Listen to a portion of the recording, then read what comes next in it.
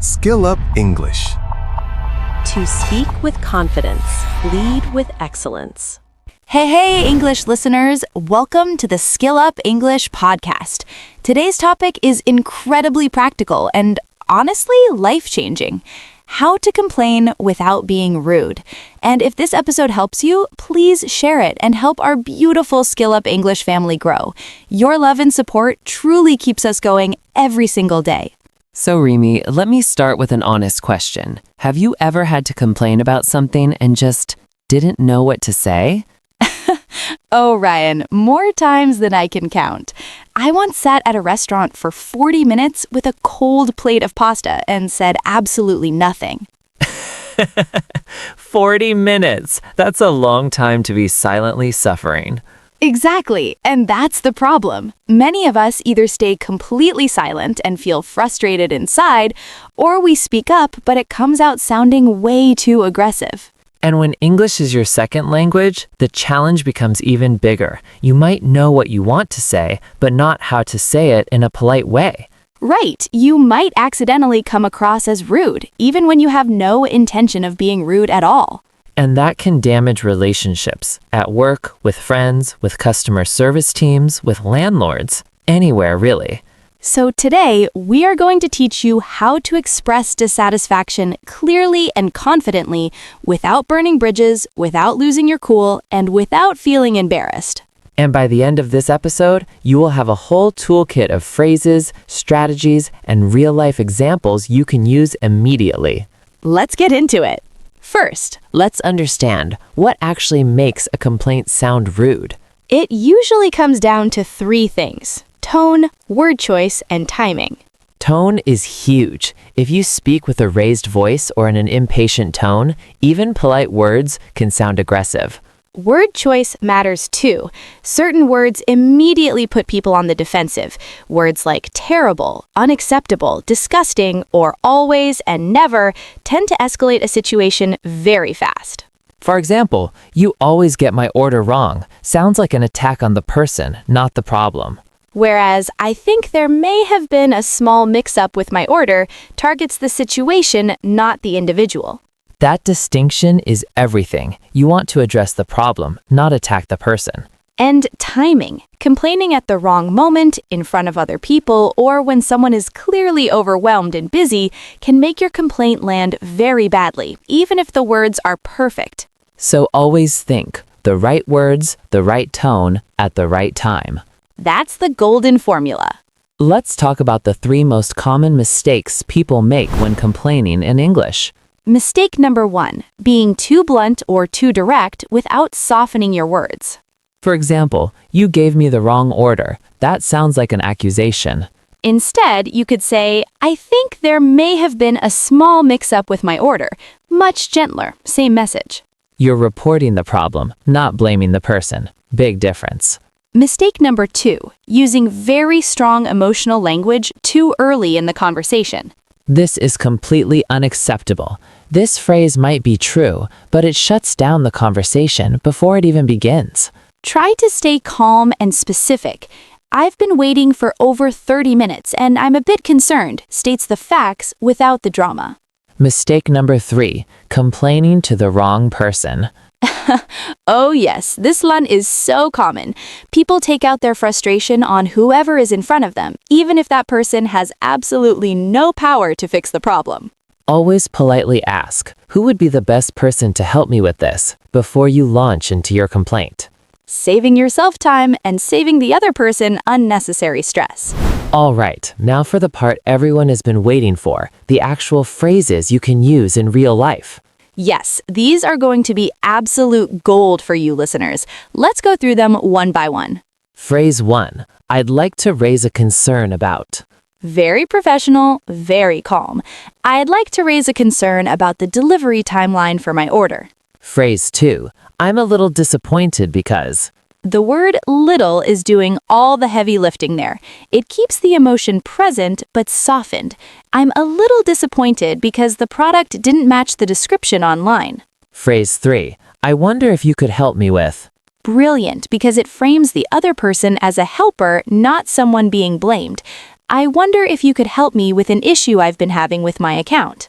Phrase 4. Would it be possible to... A polite request that gives the other person a sense of choice and respect. Would it be possible to arrange a replacement for this item? I understand this may not be your fault, but... Starting with empathy is incredibly powerful. I understand this may not be your fault, but I do need this issue to be resolved today. When you show understanding first, people are far more willing to go the extra mile for you. These 5 phrases alone can transform the way you communicate in English. Practice them. Let's bring these phrases to life with a role play. Imagine you're at a restaurant. You ordered a hot soup, but it arrives completely cold. Okay, I'll be the customer. Excuse me, I'm so sorry to bother you. I think my soup might be a little cold. Would it be possible to have it warmed up, please? Perfect. Now let's break that down for our listeners.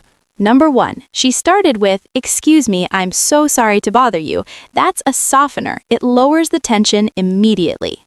Number 2, I think my soup might be a little cold. Notice the hedging language. I think, might, a little. She didn't declare it as a fact. She left room for a conversation. That's called hedging language, and it is one of the most important tools for sounding polite in English. Number 3, she ended with a polite request. Would it be possible to have it warmed up, please? Not a demand, a request. Now let me show you the wrong way. Changing tone dramatically. Hey, this soup is freezing cold. This is completely unacceptable. Okay, wow, that is a very different experience for the waiter. Same problem, totally different energy, and totally different result. Same situation, same complaint, but the polite version will get you a warm soup and a smile. The rude version might get you an awkward silence and a cold soup anyway. Or worse. Now let's talk about one of the trickiest situations, complaining at work. This one requires extra care because how you handle workplace complaints can genuinely affect your career and your professional relationships. Rule number 1, never complain about a colleague to other colleagues. That is gossiping, and it creates a toxic environment very fast. Instead, address the issue directly with the person involved or speak privately to your manager. And when you do, focus on the behavior or the situation, not the person's character. For example, instead of, Sarah is so lazy and never does her part, you could say to your manager, I wanted to have a quick word about the project. I'm finding it a bit challenging to manage my workload on my own, and I'd appreciate some guidance. Beautiful. You've raised the concern without naming anyone, without sounding bitter, and without damaging anyone's reputation. And you're asking for guidance, which makes you look solution-focused, not complaint-focused. Employers deeply value people who bring solutions, not just problems. So, whenever possible, pair your complaint with a suggestion. I've noticed our team meetings run quite long. Would it be helpful to try setting a time limit for each agenda point? That is a complaint wrapped beautifully in a solution, constructive criticism at its finest. Okay, customer service situations. I think this is where most of our listeners will use these skills the most frequently. Definitely. We have all been on those frustrating customer service calls where you're on hold for 20 minutes and then someone can't even solve your problem. The golden rule here is be firm but polite. Don't be a pushover, but don't be aggressive either. Use a simple 3-step structure. Step 1, state the facts of the problem clearly. Hello, I'm calling because I placed an order 2 weeks ago and it still hasn't arrived. No drama, no emotion, just the facts. Step 2, explain the impact on you. This has been quite inconvenient because I needed the item for an important event this weekend. Step 3, make a clear, polite request. I'd like to understand what can be done to resolve this as soon as possible. Problem, impact, request. That 3-step formula works in almost any complaint situation. Write that down, listeners. Problem, impact, request. And if you feel you're not getting the help you need, it is completely acceptable to say, I appreciate your help, but I'd like to speak with a supervisor, please. Polite, firm, professional. That is the trifecta. Scene 8. When your complaint is simply ignored, when nothing changes. Great question. And honestly, this is where many people give up or lose their temper. First, stay calm. I know that is much easier said than done, but losing your temper at this stage will only undermine your credibility. Repeat your concern calmly and clearly. I understand you may be very busy, but I do want to make sure this issue gets properly addressed.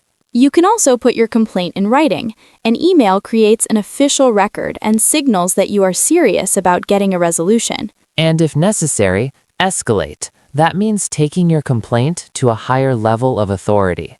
Escalate is a very important word in professional English, by the way. Listeners, remember it. I'm afraid I will need to escalate this matter if it cannot be resolved by the end of the week. That sentence is perfectly polite, but it carries a very clear message that you mean business. Firm, not furious. That's the motto, listeners. Firm, not furious. I love that. Now let's talk about something I find really fascinating, how the act of complaining is different across different cultures. Oh, this is such an interesting topic because how you complain in English can actually vary depending on which English-speaking culture you're navigating. In British English, for instance, people are famous for extremely indirect complaints. A British person might say, "It's not quite what I expected," when they actually mean they're absolutely furious. Yes, British understatement is legendary. If a British person says, "That's a bit unfortunate," it could mean total catastrophe. Whereas in American English, people tend to be more direct, but still within respectful boundaries. And in many other cultures around the world, expressing dissatisfaction openly is considered perfectly normal and not rude at all. So understanding the cultural context you're operating in can really help you calibrate your language and tone. But here's the beautiful universal truth. Across every culture, every language, every setting, respect goes a long way. Being respectful, clear, and solution-oriented will always serve you well, everywhere. Universally winning qualities. I want to take a moment and talk about something that I think is genuinely underrated in communication: empathy. Oh, absolutely. Empathy is a total game changer. When you show empathy while complaining, you signal to the other person that you understand their position, even while you're expressing your own frustration. And that makes them far more likely to want to help you. For example, "I know you must be incredibly busy right now, and I really appreciate your patience with me, but I do need this resolved." That sentence is doing so many things at once. It acknowledges the other person's workload, "I know you must be busy." It expresses gratitude, "I appreciate your patience." And it still makes a clear, firm request at the end. It's basic human psychology. When people feel seen and respected, they respond with more willingness and effort. So even when you're deeply frustrated, try to find one small thing to acknowledge about the other person's effort. Even something as simple as "thank you for listening to me" before you've even gotten a solution can warm the whole interaction up. Empathy and gratitude are the secret ingredients to polite, effective complaining. Let's do one final role play before we move to our vocabulary section. Imagine you're a tenant and your heating system has been broken for 3 days. Okay, I'm the tenant calling my landlord. "Hi there, I hope you're doing well. I'm reaching out because the heating in my flat hasn't been working for the past 3 days. It's been getting quite cold, especially at night, and I was wondering if it would be possible to arrange for a repair soon. I'd really appreciate your help with this." Perfect. Let's unpack that quickly. She opened with a warm greeting. "I hope you're doing well." Instant positive tone. Then specific details. 3 days, especially at night, showing this is a genuine and ongoing issue, not a one-time minor complaint. Then a polite request. "I was wondering if it would be possible," that beautiful hedging structure again. And closed with gratitude. "I'd really appreciate your help." Ending on a warm note. That entire message is polite, specific, firm, and solution-oriented. The landlord can't reasonably say no to that. And compare it to the rude alternative, "My heater's broken. Fix it now or I'm calling a lawyer." Which might feel satisfying for 3 seconds, but creates so many problems. Staying composed gives you far more power than losing your temper ever will. Politeness is strength. Say it with me, listeners. Politeness is strength. Okay, before we dive into our vocabulary section, let's quickly recap today's golden tips. Tip 1. Use softeners to set a polite tone from the very beginning. Excuse me, I'm sorry to bother you. I hope you're well. Tip 2. Use hedging language to soften your statements. I think, might, possibly, a bit, a little. Tip 3. Use the problem, impact, request formula in customer service and formal complaint situations. Tip 4. Always pair your complaint with a suggestion or solution where possible. Tip 5. Show empathy. Acknowledge the other person's position before making your request. Tip 6. Complain to the right person. Always ask who can actually help you. Tip 7. If your complaint is ignored, escalate professionally. Put it in writing and move it up the chain of authority. 7 powerful tips, listeners. These are going to serve you for the rest of your English-speaking life. And now, the part that so many of our listeners look forward to the most, our vocabulary, idioms, and phrases section. Yes, today I'm going to go through 10 important words, idioms, and phrases from today's episode. For each one, I'll give you the meaning and a sentence so you can see exactly how to use it. Grab a notebook, listeners. This is pure gold. Okay, number 1, dissatisfaction. Noun, meaning the feeling of not being happy or satisfied with something. Sentence, the customer politely expressed her dissatisfaction with the long wait and the poor quality of service. Number 2. Number 2, escalate, verb, meaning to raise a problem or complaint to a higher level of authority. Sentence, if this issue is not resolved by tomorrow morning, I will need to escalate it to the senior manager. Brilliant. Keep going. Number 3, hedging language, phrase, meaning words and phrases that make a statement less direct or softer, such as might, possibly, a bit, or I think. Sentence, using hedging language like I think there might be a small problem sounds far more polite and professional than being too blunt. Number 4, softener, noun, meaning a word or phrase placed at the beginning of a statement or request to reduce its harshness. Sentence, starting your complaint with, I'm sorry to bother you, but, is a very effective softener that sets a calm and respectful tone. Ooh, burn bridges. Such a vivid idiom. Keep going, Remy. Number 5, burn bridges, idiom, meaning to permanently damage or destroy a relationship through aggressive or inappropriate behavior. Sentence, even when you're deeply frustrated with your employer, try not to burn bridges by complaining in an aggressive or disrespectful way. Number 6, constructive criticism, phrase, meaning criticism that is delivered in a helpful, thoughtful way, aimed at improving a situation rather than simply attacking it. Sentence, rather than just complaining about the process, she offered constructive criticism and suggested 2 clear improvements the team could implement. Number 7, losing your cool, idiom, meaning to lose control of your emotions, to become visibly angry or upset. Sentence, despite being incredibly frustrated by the hour-long wait, he managed to stay calm and avoided losing his cool in front of the staff. Number 8, solution-focused, adjective, meaning concentrating on finding answers and solutions rather than dwelling on problems. Sentence, being solution-focused in your complaints rather than just highlighting the problems will always make you appear more professional and credible. 2 more to go. Number 9, understatement, noun, meaning a statement that deliberately presents something as less serious or important than it actually is. Sentence, when she described the 3-hour flight delay as a bit inconvenient, that was quite an understatement. She had completely missed her connecting flight. And number 10, empower, verb, meaning to give someone the confidence, tools, or authority to take action effectively. Sentence, learning how to complain politely and professionally will truly empower you to speak up in any situation without feeling anxious, aggressive, or embarrassed. Wow, Remy, that vocabulary breakdown was absolutely incredible. Listeners, please go back and replay that section as many times as you need. Practice those words in your own sentences every single day. That is the fastest way to make new vocabulary truly stick in your memory.